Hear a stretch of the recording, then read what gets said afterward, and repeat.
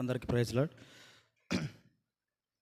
ప్రభువుని మనం ఆరాధించడానికి ముందుగా కొన్ని మాటలు ధ్యానించుకుంటాం. దాన్ని కానీ కొన్ని మాటలు చదువుకుంటాం. పరిశుద్ధ గ్రంథం నుంచి మొదటిగా యెషయా గ్రంథము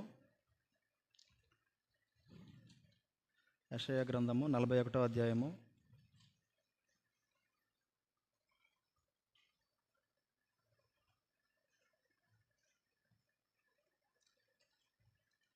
క్షమించండి, 12వ అధ్యాయము. యెషయా గ్రంథము 12వ అధ్యాయము 4-6 వచనాలు చదువుకుందాం. 4 నుంచి 6 వచనాల వరకు మార్చి చదువుకుందాం. యెషయా గ్రంథము 12వ అధ్యాయము 4 నుంచి 6 వచనాలు మార్చి చదువుకుందాం. యెహోవాను స్తుతించుడి, ఆయన నామమును ప్రకటించుడి, జనములలో ఆయన క్రియలను ప్రచురము చేయుడి. ఆయన నామము ఘనమైనదని జ్ఞాపకమునకు తెచ్చుకొనుడి.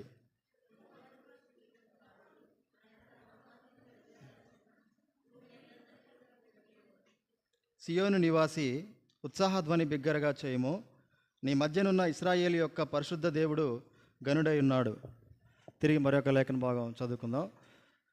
హెబ్రీయులకు రాసిన పత్రిక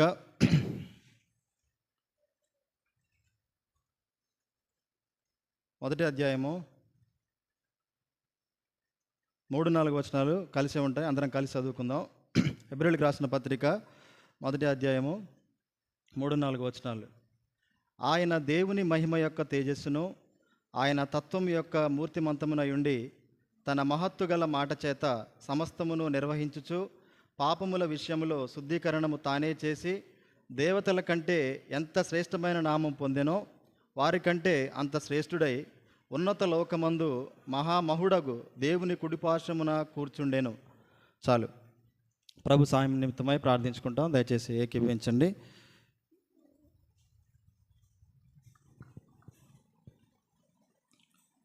మహాపరిశుద్ధుడా, ప్రేమ కలిగిన తండ్రి, మీ ఘనమైన ఉన్నతమైన శ్రేష్టమైన నామాన్ని బట్టి స్తోత్రాలు. గొప్ప దేవుడవు, సర్వశక్తిమంతుడవు, అద్భుతాలు ఆశ్చర్యకారాలు చేయి దేవుడవు, ఉన్నది లేనట్టుగా లేనిది ఉన్నట్టుగా చేయగలిగినటువంటి ఎంతో శక్తి కలిగినటువంటి గొప్ప దేవుడవు. నా కొరకు మా కొరకు ఆ కల్వరి సిలువలో ప్రాణాన్ని పెట్టి ఎంతగానో రక్తాన్ని ధారపోసి తిరిగి లేచినటువంటి గొప్ప దేవుడవు తండ్రి. మరి మా పట్ల మీరు చేసినటువంటి ప్రతి అద్భుత కార్యాన్ని బట్టి, ఇచ్చిన రక్షణ బట్టి మిమ్మల్ని ఎంతగానో స్తుతిస్తూ ఇంతవరకు పాటల ద్వారా మిమ్మల్ని స్తుతించగలిగే భాగ్యాన్ని దయచేశారు. తిరిగి నాయన మీ యొక్క లేఖన భాగాల ద్వారా మిమ్మల్ని ఎలా ఆరాధించాలి, మీరు మాకేమై ఉన్నారనే విషయాలను తేటగా మా హృదయానికి అర్థమవులాగిన ప్రభా మీరే మాట్లాడుతారండి. చదివిన లేఖన భాగాలని దీవించి ఆశీర్వదించండి. వాటిలో ఉన్నటువంటి లోతైన సంగతులు మా హృదయాన్ని తాకి మా యొక్క హృదయంతో మిమ్మల్ని ఆరాధించగలిగే విధంగా మమ్మల్ని మీరు ప్రేరేపించండి. మీ ఆత్మను సంచారాన్ని మా మధ్య ఉంచి మిమ్మల్ని గొప్పగా గణపరిచేవారిగా మమ్మల్ని మీరు ఉంచండి. నోటితో కాకుండా మా యొక్క హృదయం ద్వారా మిమ్మల్ని ఆరాధించగలిగేటువంటి ఆయన మరి హృదయ పరివర్తనను మీ మాటల చేత మీరు తీసుకుని. మీ మాటలు ఎంతో ప్రభావవంతమైనవి, అంతే ప్రభావాన్ని మా మధ్య మీ మాటల ద్వారా ఉంచండి. నిలబడబోతున్న నేను, వాడబడబోతున్న నేను నిష్ప్రయోజకుని ప్రభా, మీ యొక్క శిలో చాటును నన్ను మరుగుపరిచి నా అనే ప్రతి దాన్ని మీరు తీసివేసి కేవలం తండ్రి మీ యొక్క ఘనమైన ఉన్నతమైన నామాన్ని మీరే మయంపరుచుకుంటూ రమ్మని, దానికి ఒక మరి సాధనంగా నన్ను వాడుకుంటూ రమ్మని, నిష్ప్రయోజకుని నన్ను ప్రభా మీ యొక్క శక్తి చేత మాత్రమే, కృపచేత మాత్రమే వాడుకుంటూ రమ్మని మా ప్రభుడు ప్రియకుమారుడైన యేసుక్రీస్తు వారి పేరిట స్తుతించి ప్రార్థించి వినయంతో అడిగి వేడుకొంచున్నాం తండ్రి, ఆమెన్.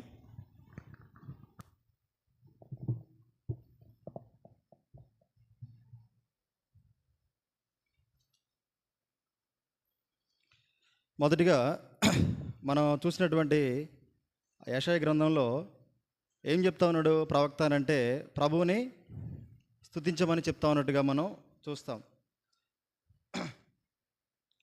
12వ అధ్యాయంలో యెహోవాను స్తుతించుడి, ఆయన నామమును ప్రకటించుడి, జనములలో ఆయన క్రియలను ప్రచురము చేయుడి, ఆయన నామము ఘనమైనదని జ్ఞాపకమును తెచ్చుకొనుడి. ఎందుకు జ్ఞాపకం తెచ్చుకోవాలో, అది ప్రభువుని మనం ఆరాధించినప్పుడు ప్రభువు ఆ స్తుతులను బట్టి ఘనపరచబడేవాడిగా ఉంటాడు. అంతకంటే ప్రాముఖ్యంగా ఈ ఆరాధన ఎలా ఉంటుందని అంటే, ఒక మనిషికి అంటే ప్రభువు రక్షణలోకి వచ్చినటువంటి వ్యక్తికి అది ఒక దుర్గంలా ఉంటుందంట. కీర్తనాకారుడు తన కీర్తనలో రాస్తూ వస్తాడు. 8వ కీర్తనలో మనం చేసేటువంటి ప్రతి ఆరాధన కూడా, 8వ కీర్తన ఒకసారి చూద్దాం.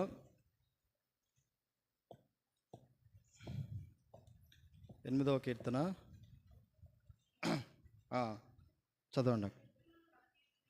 ఆ, ఉమ్, ఉమ్, ఉమ్, ఉమ్, ఉమ్. శత్రువులను పగ తీర్చుకుని వారిని మాన్పివేయుటకై. శత్రువులను పగ తీర్చుకుని వారిని మాన్పివేయుటకై అంటే ఇది యేసుప్రభు వారు మన పట్ల తను జరిగించినటువంటి కార్యం. మన శత్రువు అపవాది ఎవరైతే ఉన్నారో తనని యేసుప్రభు వారే తన యొక్క కాళ్ళతో త్రొక్కివేసినట్లుగా ఆ శిలువ ద్వారా ఈ భూమి మీదకి వచ్చి ఒక మనిషి రీతిగా తను మనం జయించలేనటువంటి ప్రతి పాపాన్ని జయించి మనకిచ్చినటువంటి రక్షణ ద్వారా శత్రువుని తను పగ తీర్చుకుంటూ నీ విరోధులను బట్టి బాలుర యొక్కయు చంటి పిల్లల యొక్కయు స్తుతుల మూలంన, అంటే ఇది చిన్నపిల్లలకు సంబంధించినటువంటి కాదు, రక్షణలో వచ్చినటువంటి మన జీవితాల్లో మన తొలి నాళ్ళల్లో, అంటే ఇప్పుడు ఆరాధించేటువంటి మనందరం కూడా ఎవరమంట చిన్నపిల్లలుగా ఉన్నాం, చంటి పిల్లలుగా ఉన్నాం. అదే మాట్లాడుతూ ఉన్నాడు, బాలుర యొక్కయు చంటి పిల్లల యొక్కయు స్తుతుల మూలమున. ఈ బాలురు ఈ చిన్నపిల్లలు చేసేది ఏంటంటే ఆరాధన. ఈ ఆరాధన మూలమున నీవు ఒక దుర్గమును స్థాపించున్నావు. ఈ దుర్గం మనల్ని ఏం చేస్తుందనంటే లోకంలో ఉన్నటువంటి ప్రతి విధమైనటువంటి శత్రు యొక్క పన్నాగాల నుంచి మనల్ని బయటపడేస్తుంది. అంటే చూడండి ఆరాధనకి ఎంత శ్రేష్టమైనటువంటి శక్తి ఉందో. ఆరాధన కేవలం ప్రభువుని గణపరచడానికి మాత్రమే కాదు. అఫ్కోర్స్ అది ప్రభువుని గణపరుస్తాం, కానీ ఈ ఆరాధన ఒక దుర్గంలా మనకుండి ఈ భూమి మీద ఈ పరదేశంలో మనం ఉన్నంత కాలం కూడా మనల్ని ఒక దుర్గంలా కాపాడుతూ వస్తుందంట. ఇది ఆరాధనకు ఉన్నటువంటి ప్రాముఖ్యత. అంతేకాదు తిరిగి మనం 2వ లేఖన భాగాన్ని చదువుకున్నాం. ఇందులో మనం చూస్తే మన యొక్క ఆరాధనకు మూలమైనటువంటి కొన్ని సంగతులు మనం దీని ద్వారా జ్ఞాపకం చేసుకుంటూ ముందుకెళ్తాం. ఇక్కడ చూసినట్లయితే ఆయన దేవుని మహిమ యొక్క తేజస్సును, ఆయన తత్వం యొక్క మూర్తిమంతమునై ఉండి తన మహత్తు గల మాట చేత సమస్తమును నిర్వహించుచు పాపముల విషయములో శుద్ధీకరణము తానే చేసి దేవదూతల కంటే ఎంత శ్రేష్టమైన నామము పొందెనో. ఇక్కడ ఒక విషయాన్ని మనం జ్ఞాపకం చేసుకుంటాం. ఇవన్నీ మనకు తెలుసు. దేవదూతల కంటే కూడా యేసు ప్రభువారి నామం ఎటువంటిదంట? శ్రేష్టమైనటువంటి నామం. శ్రేష్టమైన అంటే మనం చాలా మార్లు వినుంటాం. శ్రేష్టమైన అంటే దానికి ఒక అర్థం అంటూ తెలుసు, కానీ చాలా విధాలుగా నిర్వచిస్తాం. చెప్పండి, శ్రేష్టమైన అంటే ఏంటి చెప్పండి, మీకు తెలిసినటువంటి నిర్వచనం. క్వాలిటీ, ఓకే, అదొక నిర్వచనం. తర్వాత ఇక్కడ సరే ఎబ్రిలోనే ఇక్కడ రాస్తాడు చూడండి, 7వ అధ్యాయము 26వ వచనం.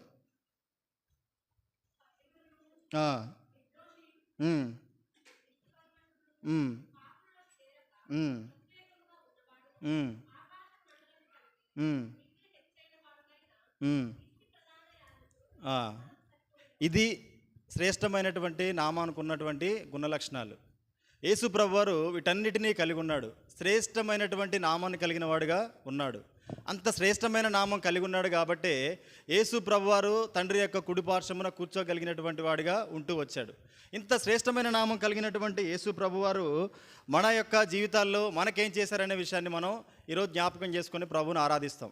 మొట్టమొదటిగా ప్రభువు ఉన్నటువంటి ఈ గుణలక్షణాలను బట్టి ప్రభువుని మనం ఆరాధిస్తాం. అన్డౌటెడ్లీ ఖచ్చితంగా మనం ప్రభువుని ఆరాధించడానికి తనకున్నటువంటి ఎవరికి లేనటువంటి ఈ గొప్ప లక్షణాలను బట్టి ప్రభువుని మనం ఆరాధిస్తాం. ఆ తర్వాతనే మన ప్రభువుని ఎందుకు స్తుతిస్తాం, కృతజ్ఞతాస్తుతులు చెల్లిస్తామనంటే ఈ శ్రేష్టమైన నామం ద్వారా ప్రభు మనకేం చేస్తూ వచ్చాడు, అంతే కదా. ఒక వ్యక్తికి మనం కృతజ్ఞతాస్తుతులు చెల్లిస్తున్నామనంటే ఆ వ్యక్తి నుంచి మనం ఏదో ఒకటి పొందితేనే మనం కృతజ్ఞతాస్తుతులు చెల్లిస్తాం. కాబట్టి యేసు ప్రభు వారు కూడా ఆయన శ్రేష్టమైన నామాన్ని కలిగి ఉండడమే కాదు, ఆ శ్రేష్టమైన నామాన్ని బట్టి కొన్ని మనకి అనుగ్రహిస్తూ వచ్చారు. ఇటువంటి శ్రేష్టమైన నామాన్ని ఉపయోగించుకొని యేసు ప్రభువారు మనకి ఇటువంటి స్థితిలో ఉన్నాం అంటే ఇది ఖచ్చితంగా యేసు ప్రభువారు ఆయన శ్రేష్టమైన నామాన్ని బట్టి మనకిచ్చినటువంటి ఎన్నో గొప్ప మేలులని చెప్పుకోవచ్చు. అంటే ఇటువంటి మేలులన్నీ ఇవ్వడానికి మనం యేసు ప్రభువారు ఆనాడు ఆ శిలువ మరణం తర్వాత పునరుత్థానం, ఆ శ్రమలు ఇవన్నీ పొందకముందు ప్రతి ఒక్కరం కూడా ఇటువంటి రక్షణ పొందడానికి అర్హులుగా ఉన్నామా? మనకు తెలుసు మనం ఎటువంటి స్థితిలో ఉంటూ వచ్చాము. ఒక్కొక్క వ్యక్తి ఒక్కొక్క రకమైనటువంటి ఏదో ఒక పాపంలో ఉంటూ వచ్చాడు. తనను తాను విడిపించుకోలేనటువంటి స్థితిలో ఉంటూ వచ్చాడు. ఒకరిలో దుర్మార్గత, ఒకరిలో దొంగతనం, ఒకరిలో మోసం, ఒకరిలో రకరకాలైనటువంటి అపవిత్రత ద్వారా ఎంతగానో పాపంలో చిక్కిపోయినటువంటి మనిషి. ఇది ఇప్పుడు జరిగిందే కాదు.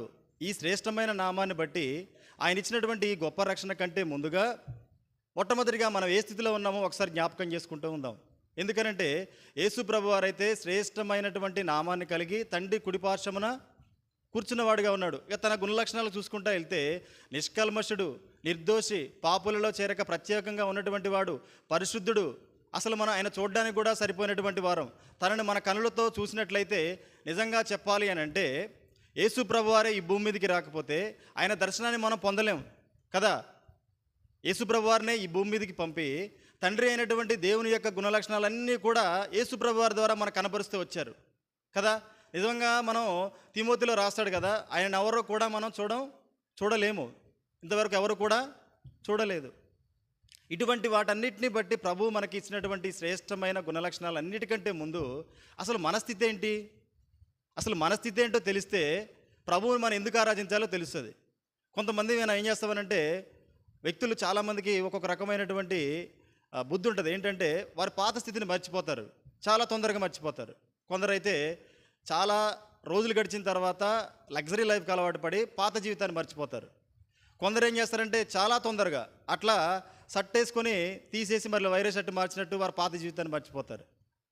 అయితే మనం మర్చిపోవద్దు, గుర్తుపెట్టుకోవాలి. కానీ దేవుడిచ్చిన రక్షణ బట్టి మనం ఏం చేయాలి? పౌలు అంటాడు కదా, అతిశయించాలని. కీర్తనకారుడు కూడా చాలా మార్లు కీర్తనలో రాస్తూ వస్తాడు, అతిశయించాలి. కానీ దాన్ని మనం జ్ఞాపకం చేసుకోవాలి. అసలు ఏంటి మనం అని అంటే రండి చూద్దాం మన జీవితాన్ని, మన పూర్వపు జీవితాన్ని మనం చూసినట్లయితే ప్రభువు మనకి ఎంత మేలు చేశాడనే దాన్ని మనం ఆలోచించగలము. యెషయా గ్రంథము 41వ అధ్యాయము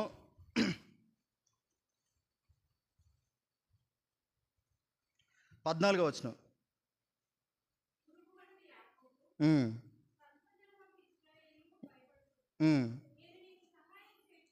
చాలము. పురుగు వంటి యాకోబు. యాకోబు అని అంటే మన పాత జీవితం మనకు తెలుసు కదా. యాకోబు అంటే ఎవరు? ప్రభువుని ఎరగనటువంటి జీవితం కలిగి ప్రభు ద్వారా ఏ మేలు కూడా పొందుకున్నటువంటి వాడు, మారు మనస్సు లేనటువంటి వాడని చెప్పొచ్చు. అటువంటి యాకోబుని ఏమని సంబోధిస్తూ ఉన్నాడంటే పురుగు వంటి యాకోబు. యేసు ప్రభు వారితో పెనుగులాడక ముందు యాకోబు యొక్క స్థితి ఏంటంటే పురుగు వంటి యాకోబు. ఏంటి పురుగు అనే పేరుతో సంబోధిస్తున్నాడంటే పురుగే కదా. ఆదికాండంలో మనం చూస్తాం, రండి ఆదికాండము 3వ అధ్యాయము 1వ వచనం నుంచి.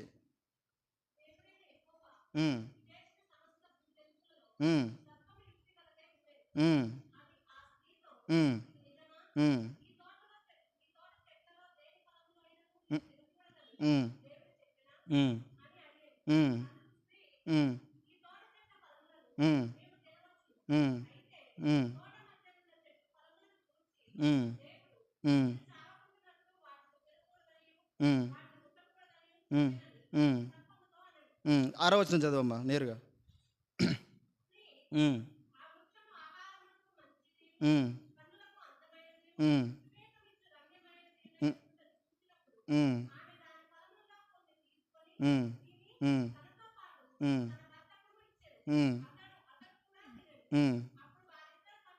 తెరవబడను. ఏం జరిగింది చెప్పండి ఇక్కడ? మొట్టమొదటిగా ఈ స్త్రీ దగ్గరికి సర్పం రాకముందు స్త్రీ కన్నులు తెరవబడలేదు. 6వ వచనంలోకి వచ్చిన తర్వాత కన్నులు తెరవబడ్డాయి. అంటే ఏంటి? అప్పటి వరకు సర్పం యొక్క గుణలక్షణాలు ఏవి కూడా అవ్వకి లేవు. అంటే ఈ పురుగు ఏదైతే ఉందో ఈ పురుగు యొక్క గుణలక్షణాలు కూడా ఏవీ లేవు. ఎప్పుడైతే సర్పం అవ్వతో మాట్లాడడం ప్రారంభించిందో అవ్వలో కొద్దిగా కొద్దిగా కొద్దిగా ఈ సర్పానికి ఏ గుణలక్షణాలు ఉంటాయి అవన్నీ కూడా తనలోకి వచ్చేసాయి. 6వ వచనంలోకి వచ్చిన తర్వాత తన భర్తకు కూడా తను రికమెండ్ చేసేంతగా తను మారిపోయింది. అంటే తను కూడా ఏమైపోయింది? సర్పం ఏ విధంగానైతే అవ్వని ప్రేరేపిస్తూ ఉందో భర్త అయినటువంటి ఆదామును కూడా అవ్వ ఏం చేస్తూ ఉంది? ఈ ఫలములు నువ్వు అంటే ఏంటి? సర్పం డ్యూటీ ఎవరు చేస్తూ ఉన్నారు ఇప్పుడు? సర్పం వచ్చి ఆదాముకు చెప్పలే. సర్పం ఎవరిని వాడుకుంది? అవ్వను వాడుకుంది. సర్పంలో ఏముంది అని అంటే విషం ఉంది. ఆ విషం ఎవరిలోకి వెళ్ళింది?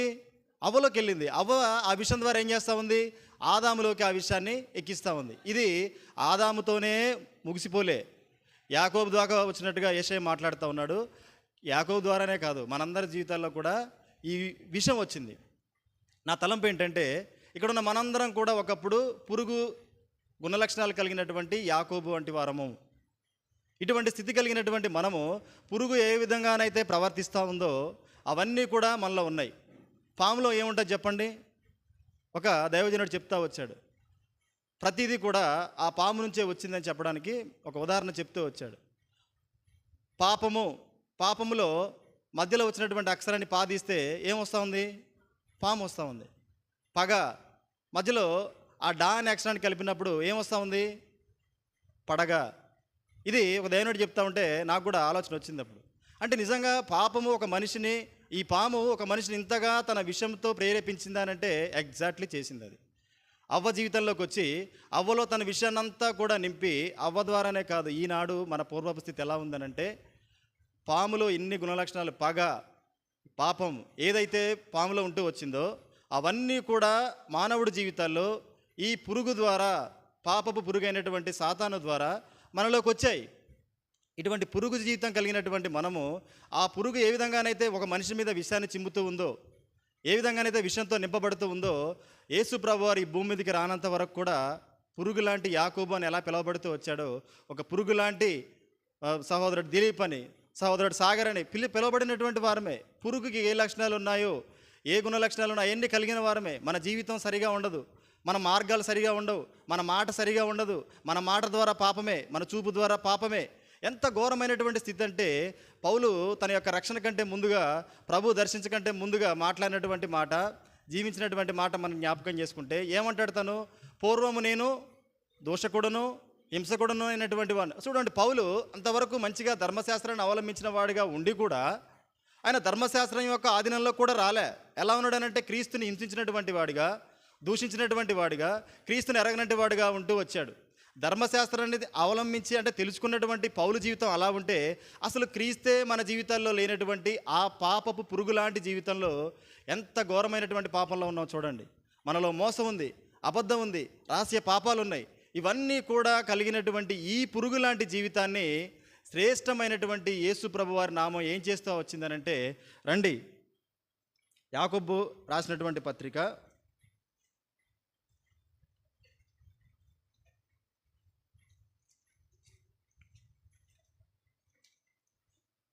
మొదటి అధ్యాయము 17వ వచనం.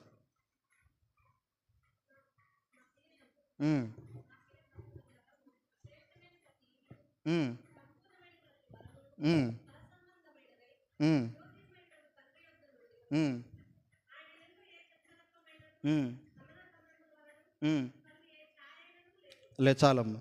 ఏంటంట, శ్రేష్టమైన ప్రతి ఈవియు, సంపూర్ణమైన ప్రతి వరమును పరసంబంధమైనదై జ్యోతిర్మయుడగు తండ్రి యొద్ద నుండి వచ్చును. ఇవన్నీ కూడా పరసంబంధమైనటువంటివే. అంటే పరసంబంధమైనటువంటి ఏంటంటే, భూమి మీద దేవుడు మనకిచ్చినటువంటి ఉద్యోగం లోక సంబంధమైందా, పరసంబంధమైందా? లోక సంబంధమైందే. ఆరోగ్యం లోక సంబంధమైందే. తర్వాత మనకు దేవుడి మగబిడ్డనిస్తే లోక సంబంధమైందే. దేవుడు మనకి ఇంకా మంచి స్థితిని ఈ లోకానుసారంగా ఇస్తే, ఒక మంచి పేరు ఇస్తే లోక సంబంధమైంది. ఏదైనా సరే లోక సంబంధమైంది. కానీ యేసు ప్రభువారి ద్వారా, తన శ్రేష్టమైనటువంటి నామం ద్వారా తనకు మనకిచ్చినటువంటి శ్రేష్టమైన ఇవి పైనుంచి వచ్చింది, పరసంబంధమైంది. మరి పరసంబంధమైంది దేవుడు మనకిచ్చినప్పుడు ఇది మరి పైన కూడా చెల్లుబాటు అవుద్ది కదా. ఇప్పుడు అమెరికా నుంచి తీసుకొచ్చినటువంటి డాలర్స్ ఇక్కడ చెల్లకపోవచ్చు, తిరిగి మనం అమెరికా వెళ్ళినప్పుడు ఏమవుతాయి? అవి చెల్తాయి. కాబట్టి క్రైస్తవుడు అనేవాడు ఏం చేస్తాడంటే, ఈ లోకంలో తనకు వచ్చే పేరుని బట్టి ఏమాత్రం కూడా అసలు దాని గురించి అసలు ఆలోచించడు. తనని హింసించినా, ఎంత హీనంగా చూసినా, సరైనటువంటి క్రైస్తవ జీవితాన్ని, క్రీస్తునే తనకు ఆధారంగా చేసుకుని నడిచే వ్యక్తి ఖచ్చితంగా దేని గురించి భయపడ్డు. క్రైస్తవుల్లో ఆ నిరీక్షణ ఉంటుంది. ఎందుకంటే ఇది నా లోకం కాదు, నేను వెళ్ళే లోకం పరలోకం, నిత్య జీవానికి నేను వెళ్తా ఉన్నా. ఇక్కడ కొద్ది కాలం ఉండేటువంటి పేరు ప్రతిష్టలు, ఈ డబ్బు, ఈ సుఖం, ఇవన్నీ నాకెందుకు అనుకుంటా ఉంటాడు. కాబట్టి పరసంబంధమైనవి ఏం చేస్తాయనంటే, అవి మనకి శ్రేష్టమైనటువంటి యేసు ప్రభువారి నామం ద్వారా మనకొస్తూ వచ్చాయి. ఇవి పరసంబంధమైనవి కనుక మన పరమునికి వెళ్ళినప్పుడు కూడా ఉపయోగపడేవి. ఇవి ఇవ్వడానికి మనలో ఏమైనా క్వాలిటీ ఉందా అంటే ఏ క్వాలిటీ లేదు. పురుగులం. ఎంత ఘోరమైనటువంటి స్థితి కలిగిన వారం అనంటే, ఎవరి గురించి ఎవరు వర్ణించలేం. కానీ ప్రతి మనిషి తనలో ఉన్నటువంటి పాపాన్ని బట్టి వర్ణించుకుంటే, చాలామంది మన పాపపు జీవితాన్ని బట్టి ఉమ్మి వేసుకున్న వారమే కదా. ఎంత గొప్ప పాపంలో ఉంటూ వచ్చాం, బహు ఘోరమైనటువంటి పాపంలో నుండి మనం వచ్చాం. కీర్తనకారుడే మాట్లాడుతూ వచ్చాడు, గొప్ప రాజుగా ఉండి కూడా చిన్ననాటి నుంచి దేవుడి ఇష్టానుసారంగా దేవుడినే ఎరిగి దేవుడు చెప్పినట్టుగా దేవుడిచ్చిన ప్రతి దాన్ని బట్టి దేవుని స్తుతించి వచ్చినటువంటి దావీదే ఘోరమైనటువంటి బహు పాపంలో ఉన్న వ్యక్తిగా తను మాట్లాడుతూ వచ్చాడు. ఇంకా మనంతటి వారం చెప్పండి, మన పరిస్థితులకు అనుగుణంగా పాపం చేసాం, మన సుఖం కొరకు మనం పాపం చేసిన వారుగా ఉన్నాం, ఇతరుల మెప్పు కొరకు పాపం చేసేవారుగా ఉంటూ వచ్చాం.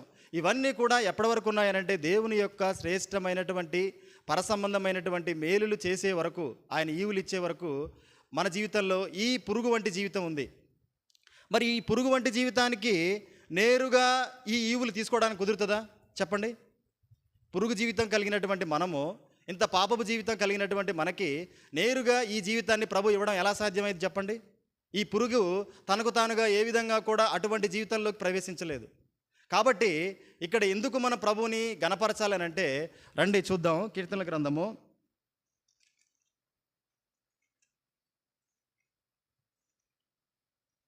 9వ అధ్యాయము 17వ వచనం. క్షమించండి, నేరు దీనికి వెళ్ళిపోతాం. యెషయా గ్రంథము 50వ అధ్యాయము 6వ వచనం.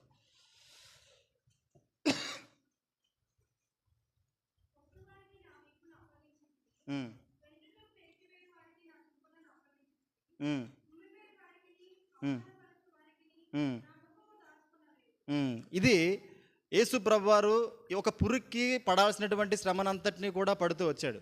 ఒక పురుగు పొందేటువంటి శ్రమలు ఇవన్నీ కూడా. అయితే ఇవి పడడానికంటే ముందుగా దేవుడు తనను తానుగా మార్చుకుంటూ వచ్చాడు. ఎలా మార్చుకుంటూ వచ్చాడనంటే, కీర్తనల గ్రంథము 22వ అధ్యాయము 6వ వచనం.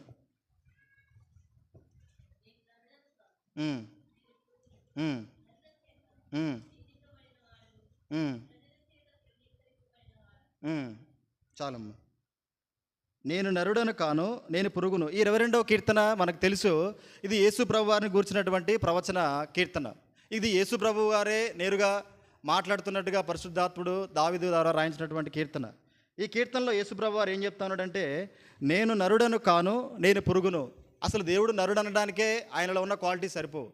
ఆయన ఎటువంటి నామం? పరిశుద్ధమైన నామం, ప్రత్యేకమైనటువంటిది, పాపులలో చేరక ప్రత్యేకమైనటువంటి వాడు, నిష్కల్మషుడు, ఎంతో గొప్పగా పరిశుద్ధుడిగా జీవించినటువంటి తనను ఎంతగా తగ్గించుకుంటూ వచ్చాడనంటే, నరుడుగా కాదు, పురుగుగా. ఎందుకు పురుగుగా రావాల్సి వచ్చిందనంటే, నువ్వు నేను పురుగుగా మారాం కదా, విషంతో నింపబడ్డాం కదా. ఇటువంటి పరిస్థితుల్లో మనల్ని ప్రభువు రక్షించాలనంటే ఒక పురుగుగానే మారాలి. ఒక పురుగుగా మారినప్పుడే ఆ పురుగు ఎంతటి పాప జీవితంలో ఉందో మనకు తెలుస్తుంది. ఆ పురుగు మన జీవితాల్లోకి వచ్చిన తర్వాత ఎంతటి శోధన అనుభవిస్తూ ఉందో ఆ విషయం దేవునికి తెలుస్తుంది అనే ఉద్దేశంతో తన శరీరాన్ని, అంటే మన శరీరాన్ని ఒక పురుగుగా యేసుప్రభువు వారు మార్చుకుంటూ వచ్చారు.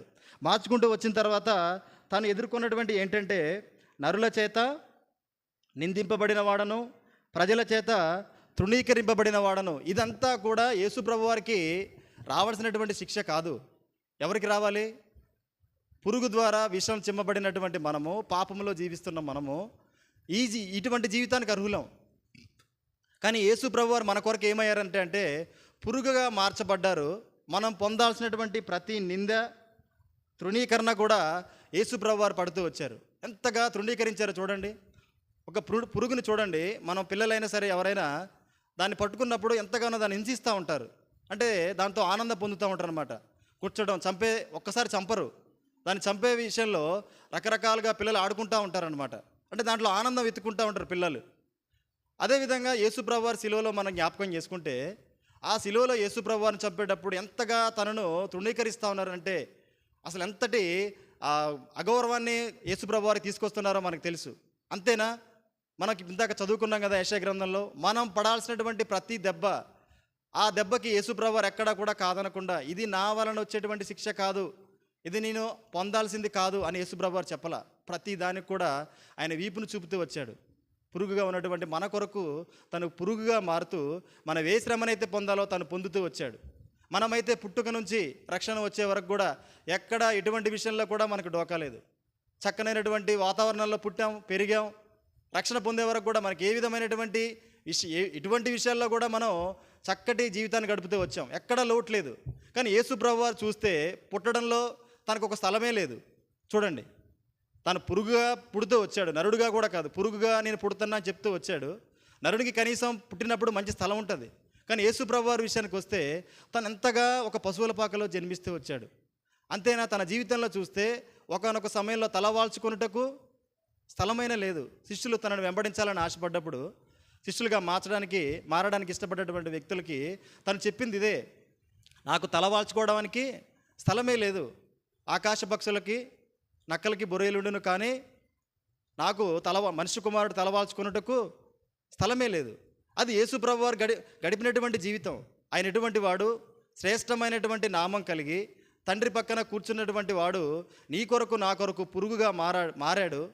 పాపపు శరీరాన్ని తను ఆ పాపపు శరీరంలోకి వస్తూ వచ్చాడు. అంత మాత్రమే కాదు, తనకేమీ లేదు. ఎంతగా తృణీకరించబడ్డాడనంటే ఒక మనిషికి ఇంతకంటే తృణీకరణ ఏమి ఉండదు. ఒక బొంబాయి మురికివాడల్లో ఉన్నటువంటి వ్యక్తినే మనం ఎంతో జాలిగా చూస్తాం. అంటే వారికి స్థలం ఉంటుంది కానీ సరైన ఆహారం ఉండదు, సరైన పరిస్థితులు ఉండవు, మురికి ప్రదేశాల్లో ఉంటారు. కానీ యేసు ప్రభు వారు జన్మించడానికి ప్రదేశం లేదు, జీవించడానికి ప్రదేశం లేదు, పోనీ మరణించడానికి మంచి ప్రదేశం ఉందా అంటే ఏ మనిషి కూడా మరణించినటువంటి ఘోరమైన ప్రదేశం భూమి మీద కాదు, ఎక్కడా కాదు, ఎక్కడ గాల్లో ఒక శిలువ మీద ఏలాడుతూ వచ్చాడు. ఇది రోమా సామ్రాజ్యంలో రోమాలో ఉన్నటువంటి ఏ ప్రజలకు కూడా ఎంత పాపం చేసినా సరే ఈ శిక్షను విధించారంట. ఆయన రోమా ప్రజలు కాబట్టి జాలి చూపించేసి ఏదైనా మామూలు శిక్షణ ఇస్తారంట. కానీ శిలువ మరణం అనేది ఎంత హీనమైనటువంటి శిక్ష అంట. ఒక్క యేసు ప్రభు వారు ఆ శిక్షకే తనను తాను అప్పగించుకుంటూ వచ్చాడు. మన కొరకు తను పురుగుగా మారుతూ వచ్చాడు. మనలో పురుగుకున్నటువంటి లక్షణాలు కలిగి కూడా ఏనాడు కూడా మనము ఈ శిక్ష వైపుగా మనం ప్రయాణం చేయలేదు. కానీ వీటి నుంచి అన్నింటినీ మన ప్రభు విడిపించడానికి తను సిలువకు దగ్గరగా వచ్చాడు. తను ఎప్పుడైతే సిలువను ఎక్కుతూ వచ్చాడో ఆ తర్వాత సిలువకు విలువ పెరుగుతూ వచ్చింది. అంతవరకు సిలువ మరణం అనేది అప్పుడున్నటువంటి శిక్షల్లో చాలా తుచ్చమైనటువంటిది. అటువంటి శిక్షను కూడా యేసు ప్రభు వారు మన కొరకు, తర్వాత తను చనిపోయిన తర్వాత తన సమాధి ఏమైనా బాగుందానంటే తనకు ఒక సమాధి కూడా భూమి మీద చూడండి, ఏ మనిషికైనా ఎంత పేదవాడికైనా సరే చనిపోయిన తర్వాత వారి ప్రాంతానికి తీసుకెళ్తారు. చక్కగా ఈ భూస్థాపన కార్యక్రమం అంతా జరుగుద్ది వాళ్ళ ప్రదేశంలో. కానీ యేసు ప్రభు వారి యొక్క విషయానికి వస్తే తనకు సమాధే లేదు. ఎవరి సమాధి చెప్పండి అది? తను సిద్ధపరచుకున్నటువంటి సమాధిలో తనను పెడుతూ వచ్చారు. చూడండి, యేసు ప్రభు వారి నీ కొరకు నా కొరకు ఎంతటి హీనమైనటువంటి నిందలు, తృణీకరణ ఇటువంటి పడుతూ వచ్చాడు. ఇవన్నీ కూడా యేసు ప్రభు వారు పడ్డానికి ఆయన అర్హుడు కాదు, మనం అర్హులం. కానీ ఆయన ఏం చేస్తూ వచ్చాడనంటే ఇటువంటి శిక్షల్ని అన్నిటినీ కూడా పడుతూ తన శ్రేష్టమైనటువంటి నామాన్ని బట్టి పరసంబంధమైనటువంటి శ్రేష్టమైన ఈవులను మనకి ఇస్తూ వచ్చాడు. అది ఏ విధంగానంటే వరముగా. చూడండి, యాకోబు మళ్ళీ ఒకసారి తీయండి. యాకోబు రాసిన పత్రిక 1వ అధ్యాయం 17వ వచనం.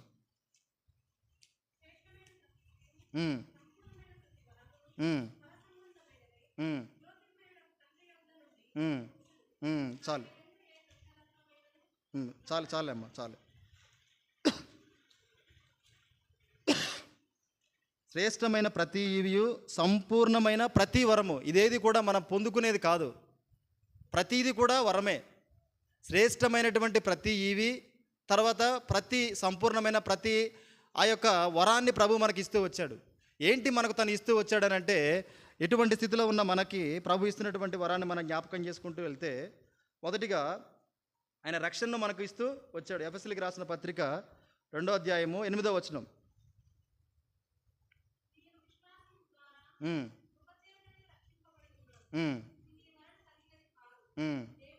చాలు. ఇది విశ్వాసం ద్వారా దేవుని యొక్క కృపచేతనే మీకు వచ్చినటువంటి రక్షణ. ఇది మీ అర్హతను బట్టి మీకు వచ్చింది కాదు, ఇది వరం. జ్ఞాపకం చేసుకోవాలి, ఇది దేవుని వరం, మన అర్హతను బట్టి మనకు వచ్చింది కాదు, దేవుని కృపను బట్టి మనకు వచ్చింది. ఇదేంటి అని అంటే పరసంబంధమైంది.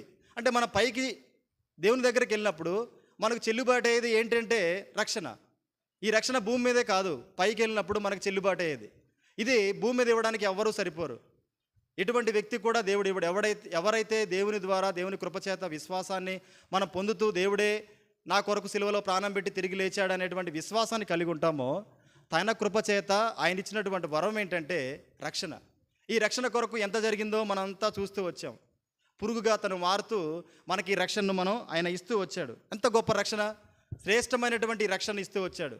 ఎంత శ్రేష్టమైనటువంటి రక్షణ అంటే, ఇటువంటి శ్రేష్టమైన అనేటువంటి మాటకు నాకు ఒక విషయం జ్ఞాపకం వస్తూ ఉంది. భగత్ సింగ్ గారంట తను సువార్త చేసేటువంటి సమయాల్లో ఒక ధనవంతుడు తన దగ్గరకు వచ్చాడంట. వచ్చినప్పుడు ఆ సంఘం పెరుగుతున్నటువంటి అభివృద్ధిని చూసి మంచి ధనవంతుడు తనను ఒక ప్రశ్న వేశాడంట. ఇంత సంఘం ఉంది కదా, ఇంతటి సంఘంలో మంచిగా క్రీస్తుని పోలి క్రైస్తవుడిగా మంచి క్రైస్తవుడు అనిపించుకునే వ్యక్తి మీ సంఘంలో ఎవరైనా ఉన్నారా అని అంటే, ఎందుకు లేరు, ఉన్నారని చెప్పి ఆ ధనవంతుడిని తీసుకొని ఒక ఇంటికి తీసుకొని వెళ్ళిపోతా ఉన్నాడంట. వెళ్తూ వచ్చారు. తను అనుకున్నాడు కదా, ఏదో మంచి స్థితిలో ఉంటారు, మంచి కాలనీలో ఉంటారు అనుకొని ఆ ధనవంతుడు అనుకుంటా ఉన్నాడంట. మంచి ధనవంతుడు కాకపోతే ప్రభు మీద ఆసక్తి పెరిగి అడుగుతూ వచ్చాడు భగత్ సింగ్ గారిని. తను తీసుకుంటూ వెళ్ళాడు. ఒక చెప్పాలంటే చాలా నిర్మానుషమైన, అంటే అక్కడ మంచి విలువలు కలిగినటువంటి వ్యక్తులు జీవించరనమాట. చాలా నిర్మానుషమైనటువంటిది, చెప్పాలంటే ఒక బస్తీ లాంటిది. ఆ ప్రాంతానికి తీసుకొని వెళ్ళాడు. అక్కడ తీసుకొని వెళ్ళిన తర్వాత ఆ ఇల్లు అదంతా చూసి ధనవంతుడు ఆశ్చర్యపోయాడు. ఏంటి, ఇటువంటి ఇంట్లో ఒక మంచి క్రైస్తవుడు ఉంటాడా? ఆ ఇల్లు చూడడానికి ఒక బరకాల్లాగా గుడిసెలేసి, అంటే ఎప్పుడు గాలి వస్తే లేచిపోతుంది అన్నట్టుగా ఉందంట ఆ ఇల్లు. వెళ్తే ఒక వ్యక్తిని చూపిస్తూ వచ్చాడు. ఎవరు ఆ వ్యక్తి అంటే ఒక బిచ్చగాడు అంట. ఒక బిచ్చగాడు. ఏంటి ఈ బిచ్చగాడు మంచి క్రైస్తవుడా అని అంటే, అవును అని చెప్తా వచ్చాడు.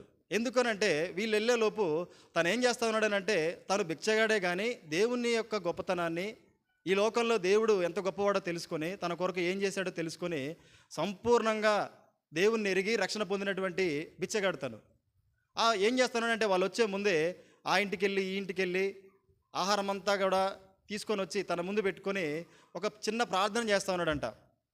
ఏంటి ఆ ప్రార్థన అంటే, ప్రభువా, నువ్వు నాకు ఇచ్చినటువంటి ఈ శ్రేష్టమైనటువంటి ఆహారాన్ని బట్టి మిమ్మల్ని ఎంతగానో స్తుతిస్తూ ఉన్నాను, ఆరాధిస్తూ ఉన్నాను అంటా ఉన్నాడంట.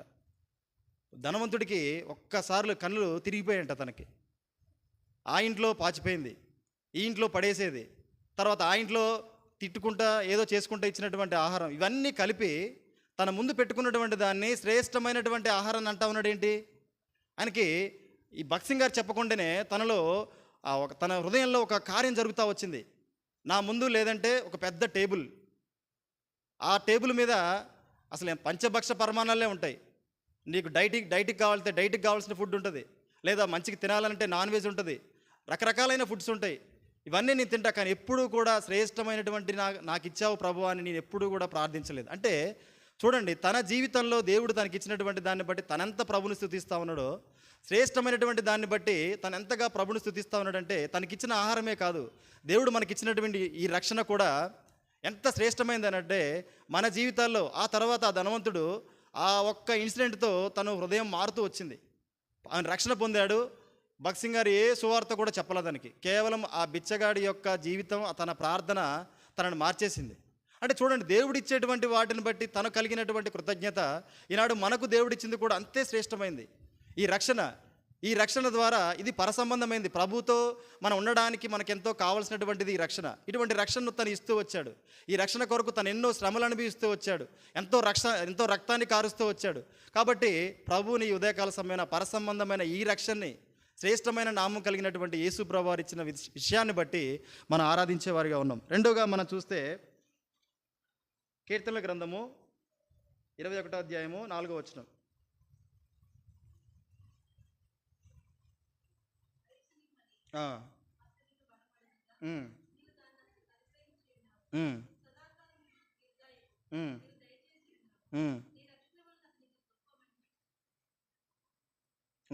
దయచేసి ఉన్నారు, అతని గొప్ప మహిమ కలిగెను.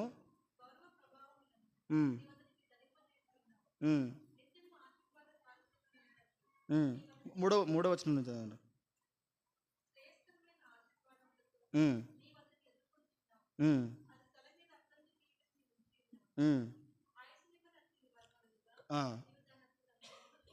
దీర్ఘాయువును నీవు సదాకాలము నిలుచు, దీర్ఘాయువు నీవు దయచేసి ఉన్నావు. సదాకాలము నిలిచేటువంటి దీర్ఘాయువుని ఇస్తూ వచ్చాడంట. ఆనాడు యేసు ప్రభువారు ఆ సమరయ స్త్రీకి సువార్తను చెప్పేటప్పుడు కూడా తనకి ఏమి వస్తా ఉన్నాడనంటే, ఏమిస్తా ఉన్నాడు చెప్పండి? ఎప్పటికీ కూడా నీకు దాహం వేయకుండా జీవజలముని ఇస్తానని చెప్పి. యోహాను సువార్త 4వ అధ్యాయం 10వ వచనం.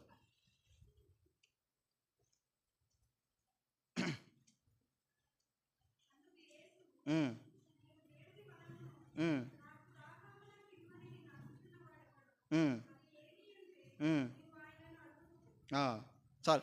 అంటే యేసుప్రభు వారి దగ్గర ఏముందని అంటే, యేసుప్రభు వారి దగ్గర గేట్ తీయడం,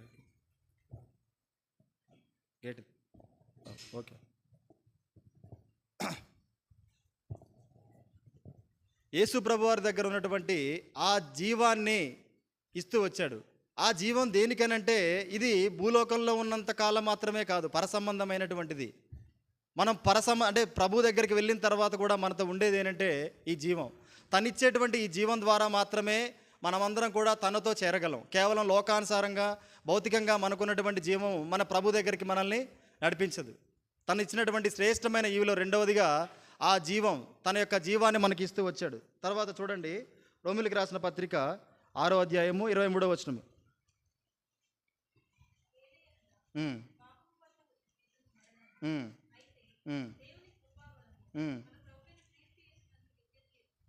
ప్రభువైన యేసుక్రీస్తునందు నిత్య జీవము, ఇది పరసంబంధమైనది ఇస్తూ వచ్చాడు. అయితే దీనికి మన ఎవరం కూడా అర్హులం కాదు. మన దేనికి అర్హులం అని అంటే, పురుగు దేనికి అర్హురాలని చెప్పండి? మార్క్స్ వార్తలో ఉంటుంది కదా, దేనికి? అగ్నిలోకి పడవేయడానికే పురుగు. అదే పురుగు జీవితాన్ని మనం కలిగి ఉంటే, మనలాంటి పురుగు జీవితాన్ని యేసుప్రభు వారు కలిగి మన పొందాల్సినటువంటి ప్రతి శ్రమను ఆయన పొందకుండా ఉండుంటే మనం దేనికి అర్హులం అని అంటే అగ్నిలో పడవేయడానికే అర్హులం. అటువంటి స్థితిలో ఉన్నటువంటి మనకి యేసుప్రభు వారు నిత్య జీవాన్ని వరముగా ఇస్తూ వచ్చారు. ఇది పరసంబంధమైంది. ఇది భూమి మీదే కాదు, దేవునితో మనం కలకాలం ఉండడానికి సదాకాలం, కీర్తనకారుడు చెప్పినట్లుగా సదాకాలము దీర్ఘాయుష్ కలిగి ప్రభువుతో ఉండడానికి ఆయన ఇచ్చినటువంటి పరసంబంధమైనటువంటి వరం.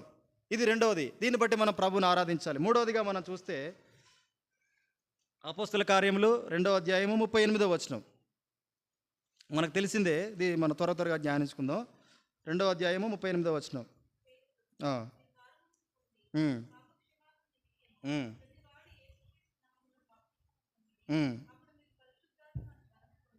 పరిశుద్ధాత్మ అనేటువంటి వరాన్ని పొందుతారు.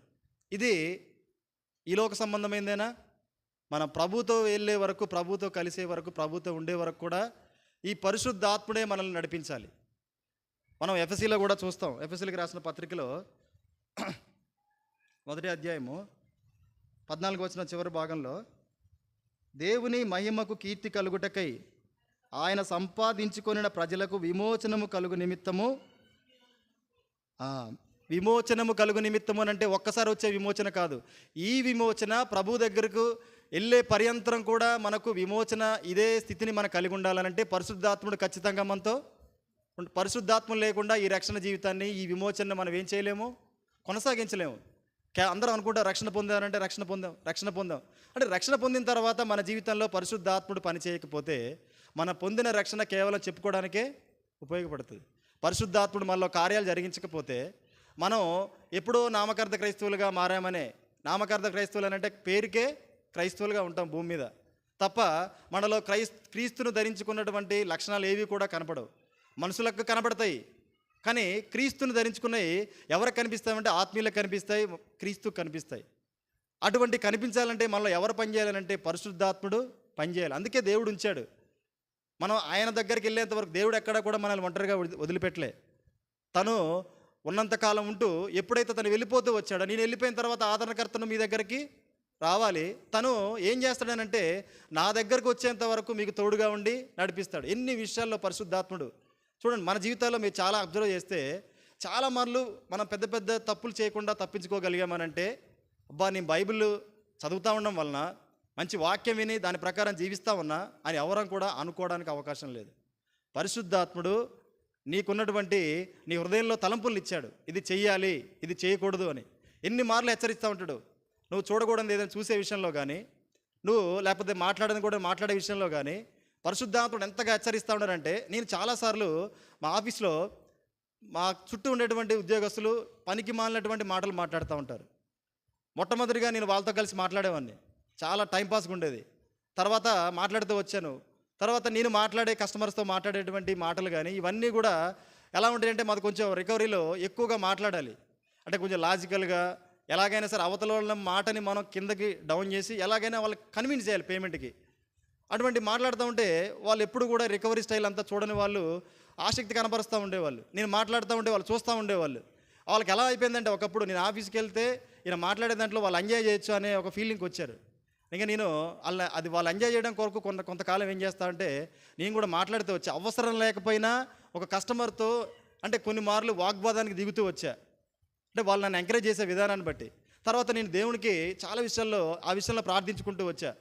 ప్రభు ఇట్లా నేను మాట్లాడడం కరెక్ట్ కాదు. ఆఫీస్లో ఉండే విషయంలో కూడా నన్ను చూసి ఒక క్రైస్తవుడు కనపడాలి, అంటే ఒక క్రీస్తు నాలో కనిపించాలి, ఇతనేంటి ఇంత ప్రత్యేకమైన జీవితం కలిగి ఉన్నాడు, అలా ఉండాలి అనేటువంటి విషయంలో నేను ప్రార్థించుకుంటూ వచ్చా. చాలా మార్లు ఆఫీస్కి వెళ్ళిన తర్వాత ఒక ఫోన్ వచ్చి ఒక కస్టమర్తో మాట్లాడుతూ ఉంటే ఖచ్చితంగా నాకు అది గుర్తొస్తూ ఉంటుంది. మనం ఎలా మాట్లాడాలి, ఇప్పుడు ఎంతవరకు మాట్లాడాలి, ఎంతవరకు ఉండాలి, ఇతరులతో మన సంభాషణ ఎంతవరకు ఉండాలి. కొన్నిసార్లు దాన్ని నేను అధిగమించేసి తప్పు చేసుకుంటూ వెళ్ళిపోయాను. కానీ చాలాసార్లు గుర్తుండి నన్ను ఆ వైపుకి వెళ్ళకుండా చేసేది.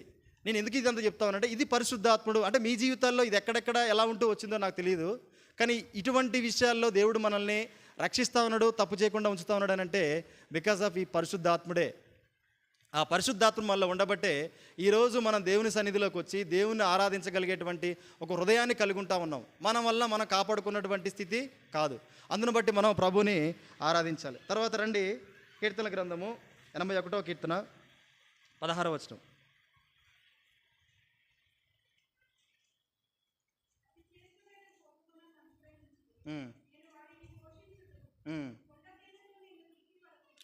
చూడండి, శ్రేష్టమైనటువంటి గోధుమలతో పోషిస్తూ ఉన్నాడంట. శ్రేష్టమైనటువంటి దేవుని యొక్క వాక్యం అనేది పరసంబంధమైందా కాదా?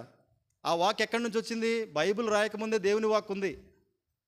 దేవుడు జగత్తు పునాది వేయబనక మునిపే క్రీస్తులో మనల్ని ఏర్పరచుకున్నాలనేటువంటి తలంపు, ఈ సృష్టిని సృష్టించిందంతా కూడా దేవుని యొక్క వాక్కు చేత మాత్రమే. ఈ వాక్కు చేతనే. అదే యాకోబులో చూస్తాం కదా, 1వ అధ్యాయంలో 18వ వచనంలో ఉంటుంది.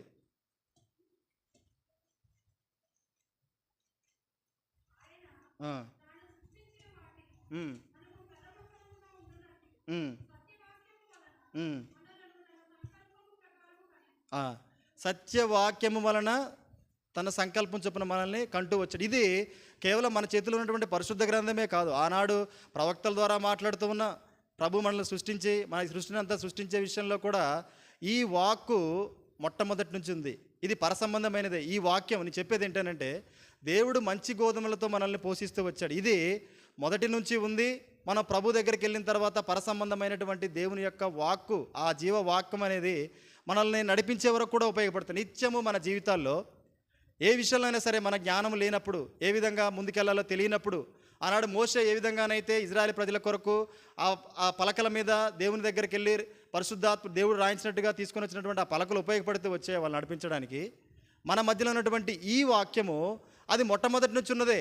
ఇది ఇక్కడ కాదు, పరసంబంధంగా దేవుని దగ్గరికి వెళ్ళేంత వరకు, దేవునితో ఉన్నంత వరకు కూడా ఈ వాక్యం మనల్ని ఏం చేస్తుందంటే నడిపిస్తుంది. ఈ వాక్యాన్ని దేవుడు మనకి ఎంతగా ఇస్తా ఉన్నాడని అంటే కీర్తనకారుడు చెప్తాడు కదా, 119వ కీర్తనలో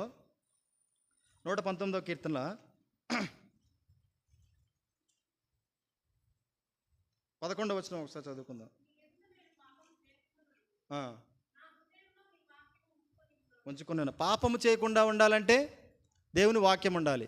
అది వాక్యము కాకుండా, జీవం కలిగింది కాకుండా ఒక మనిషిని పాపం వైపుగా నడిపించకుండా ఆపే శక్తి ఉంటుందా చెప్పండి? స్కూల్లో పిల్లలు ఏం చేయాలనేటువంటి కొన్ని నియమ నిబంధనలు రాస్తారు, ఎంత డిసిప్లిన్ కలిగి ఉండాలో రాస్తారు. కానీ మన పిల్లలంతా డిసిప్లిన్ కలిగి ఉంటారా? ఉండరు. ఎందుకంటే అది కేవలం ఒక రాత.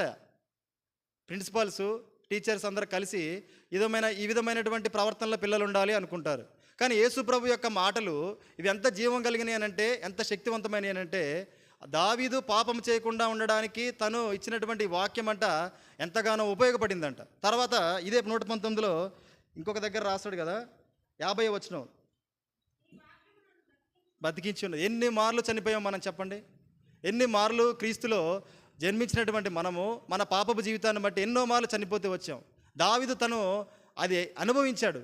పాపంలో చనిపోయినటువంటి తనల్ని బ్రతికించింది ఏంటంటే ఆయన తీసుకొచ్చినటువంటి, ఆ ప్రవక్త తీసుకొచ్చినటువంటి దేవుని యొక్క వాక్కు తన పాపాన్ని తనకు గుర్తు చేసి తిరిగి బ్రతికించింది.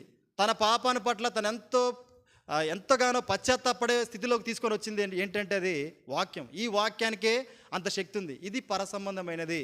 ఈవిని దేవుడు మనకి ఇస్తూ వచ్చాడు. ప్రభువా, నా జీవితం పట్ల నన్ను ఎక్కడా వదిలివేయకుండా రక్షణ ఇస్తూ వచ్చావు. రక్షణ మాత్రమేనా? పరిశుద్ధాత్మని ఇస్తూ వచ్చావు. పరిశుద్ధాత్మనేనా? వాక్యాన్ని ఇస్తూ వచ్చావు. తర్వాత మనం ముందుగా చూసింది నిత్య జీవాన్ని మాకు ఇస్తూ వచ్చావు, నిరంతరం మాలో జీవాన్ని ఉంచుతూ వచ్చావు. ఇవన్నీ కూడా పరసంబంధమైనవే. మనం పైకి వెళ్ళినా సరే వీటితో మనం ప్రభుతో మనం జీవించడానికి దేవుడిచ్చినటువంటి పరసంబంధమైన ఎంతగానో ఉపయోగపడే. చివరిగా మనం చూస్తే హెబ్రీయులకు రాసిన పత్రిక 11వ అధ్యాయము 16వ వచనం.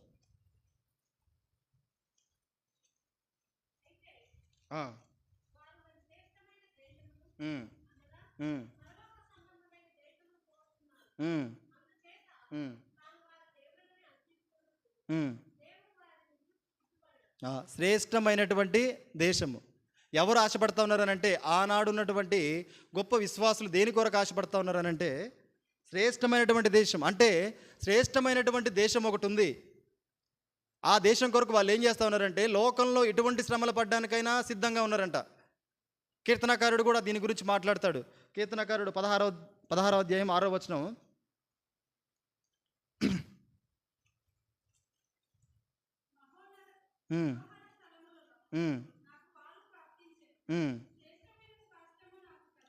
ఎందుకు ఈ కీర్తనకారుడు ఇది రాశాడనంటే దేవుడికి తనకున్నటువంటి అనుభవాన్ని అనుభవిస్తూ, తన యొక్క గొప్పతనాన్ని అనుభవిస్తూ, తన కొరకు తను ఏ సిద్ధపరిచాడో తను చూస్తూ వచ్చాడు.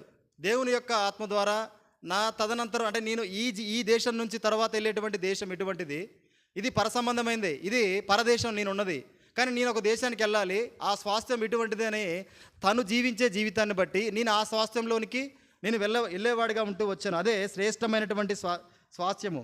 ఇదే హెబ్రీలో కూడా మనం ఇంకొక మాట చూస్తాం. 10వ అధ్యాయము 34వ వచనం.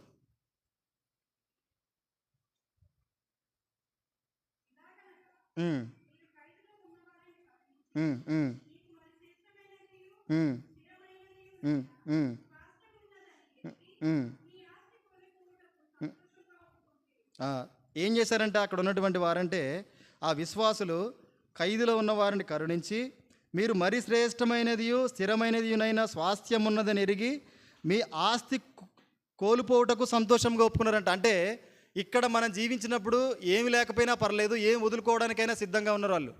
అంటే మనకు అక్కడ ఉన్నది ఎంతో శ్రేష్టమైనది ఉంది, దీని కొరకు ఇక్కడున్న ఏవి కూడా మనం వీటిని బట్టి దాన్ని మనం తక్కువ చేసుకోవద్దు, ఎందుకంటే అది అంత శ్రేష్టమైనటువంటి దేశం.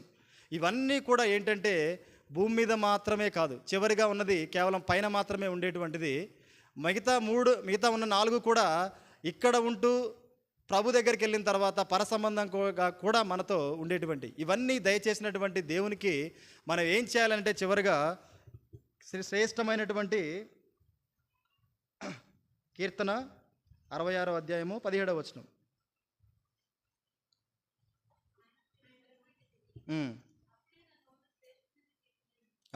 ఆయనకు మొరపెట్టినప్పుడు అంట శ్రేష్టమైనటువంటి కీర్తన. దావీదు మొరపెట్టినటువంటి ఆ మొరపెట్టే సందర్భాలు చూస్తే ఎక్కువగా ఏముంటాయి చెప్పండి? ప్రార్థన కంటే ఎక్కువగా ప్రభువుని స్తుతించడమే ఉంటుంది. అంటే ప్రభువుని శ్రేష్టమైనటువంటి ఆరాధనను ప్రభువుకి ఇస్తా ఉన్నాడు. ఇది ఇక్కడ మాత్రమే ఉండేది కాదు, నిత్యం కూడా మనం ఎక్కడ ఉండాలి? ప్రభుతో ఉండి మనం ఆరాధించేవారిగా ఉంటాం. మన రక్షణ, మన ఆరాధన మనతో తీసుకెళ్తాం. మనతో ఉన్నటువంటి మన వస్త్రాలు, మన కార్లు, మన బంగ్లాలు, మనకున్నటువంటి ఆరోగ్యం, శక్తి, అందం ఇవేవి కూడా మనతో రావు. మనతో వచ్చేవి ఏంటంటే ఇప్పుడు దేవుడు ఏవైతే చెప్తూ వచ్చాడో శ్రేష్టమైనటువంటి తన నామాన్ని బట్టి అంతే శ్రేష్టమైనటువంటి ఈవుల్ని మనకి ఇస్తూ వచ్చాడు. ఇవి భూమి మీద ఉండేటివి కాదు, మనం పొందుకోవడానికి అర్హులం కూడా కాదు. ఇవన్నీ కూడా దేవుడిచ్చి వరాలే, దేనికి కూడా మన అర్హులం కాదు. పురుగులా ఉన్నటువంటి మన కొరకు తను పురుగుగా మారుతూ, పురుగుకి ఏ శ్రమలైతే పడాలో, పురుగు దేనికి అర్హుడో, ఏ మంటలో పడాల్సినటువంటి ఆ పురుగు, అగ్నిలో ఉండాల్సినటువంటి పురుగు కేవలం పురుగులా మార్చబడ్డటువంటి యేసు ప్రభు వారి ద్వారా ఆ పురుగులా మార్చబడటమే కాదు, నిందలు, తృణీకరణ ఇవన్నీ కూడా మనం పొందాల్సినటువంటి యేసు ప్రభు పొందుతూ తను మనకి ఇంత తన శ్రేష్టమైన నామానికి దీటుగా ఇంత శ్రేష్టమైనటువంటి పరసంబంధమైన ప్రతి ఈవిని, దేవుని వరాన్ని కూడా మనకిస్తూ వచ్చాడు. వీటన్నిటిని బట్టి దేవుణ్ణి మనం శ్రేష్టమైనటువంటి కీర్తన మన గొంతులో ఉంచుతూ ప్రభుని హృదయపూర్తిగా మనం ఆరాధిస్తూ వద్దాం. దేవుడి మాటలు దీవించును గాక.